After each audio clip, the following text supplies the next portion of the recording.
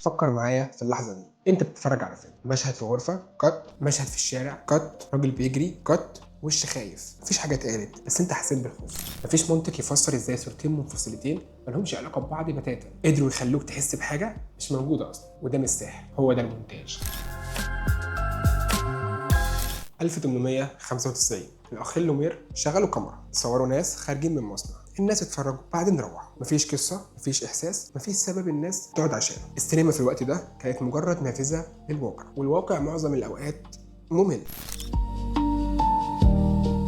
اللقطه بتبدا، اللقطه بتخلص، بس خلاص، مفيش قط في جزء معين، مفيش ايقاع، مفيش تحكم، المشاهد هيحس بايه؟ الكاميرا كانت مجرد مشاهد مش حكايه. جورج ميلز كان ساحر مش مجازا، كان فعلا بيعمل عروض سحريه، وجات له كاميرا فبدا يصور، وفي يوم الكاميرا وقفت في نص التصوير، ولما شاف اللقطات لقى ان العربيه اتحولت لاتوبيس، لان اللقطتين اللي اتقطع بينهم ما بداوش في نفس المكان اللي خلصوا فيه، مجرد غلطه بس غيرت كل حاجه.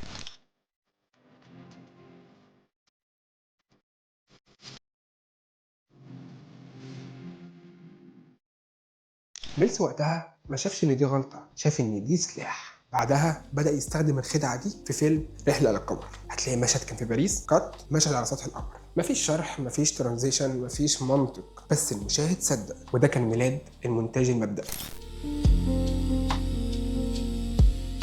بس في روسيا واحد سأل سؤال تاني خالص، ميلز استخدم المونتاج عشان يدهش، هل ينفع استخدم المونتاج عشان اثر؟ وقتها عمل تجربه، جاب ممثل تعبير وشه محايد، قط على طبق اكل نفس التعبير ونفس الوش، الناس قالوا اتفرجوا على راجل جعان. قط على طفل نفس التعبير ونفس الوش، الناس قالوا اتفرجوا على راجل بيحب ابنه. وهنا رياكشن الوش ما اتغيرش، اللي اتغير اللي جاي قبل. وقتها اكتشف ان المونتاج مش بيحكي لي، المونتاج بيخليك انت اللي تحكي.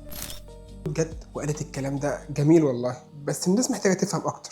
غرفت بدا يرتب المشاهد بطريقه منطقيه، اللي جاي قبل يفسر اللي جاي بعد عشان المشاهد ما يتوهش. ومن وقتها المونتاج بقى لغه وليها قواعد. قط على مشاهد شبه بعض يريح العين، قط على متناقضات يسبب توتر، قطات السريعه توتر اكتر، القط البطيء يخليك تتامل. المخرج مش بيحكي قصه، المخرج بيتحكم في مشاعرك وانت بتتفرج.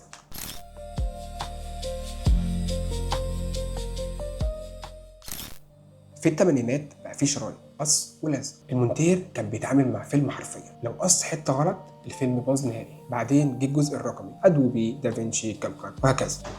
فجاه المونتير بقى يقدر يجرب من غير ما يخاف، يقدر يرجع مشهد، يعيده، يمسحه، وبدل ما كان فني بقى هو الفنان. نولان فهم حاجه الباقيين خافوا منها، المشاهد مش محتاج يفهم كل حاجه، المشاهد محتاج يحس. في انسبشن مثلا مشهد جوه عقله قط، مشهد في الحلم قط، مشهد جوه حلم جوه حلم. منطقيا انت لازم تتوه، بس انت ما توهتش او تهت. وده ليه حصل؟ لان المونتاج بيتحكم في ايقاعك العاطفي مش في فهمك العقلي. نولان بيخبط لك عقلك بس عشان يثبت ان المونتاج هو اقوى حاجه في المنظومه دي. انت مش بتفهم الفيلم، انت بتعيش. فكر تاني في اللحظه دي، مشهد في غرفه كات، مشهد في الشارع كات، راجل بيجري كات، وش خايف. دلوقتي انت عرفت ليه حسيت بالخوف، لان الترتيب هو السبب. المونتاج مش اداه تستخدمها بعد ما تصور، المونتاج هو اللي بيقرر ايه اللي تصور اصلا. المونتاج هو الفيلم، كل مخرج لازم يفكر ده قبل ما يبدا تصوير.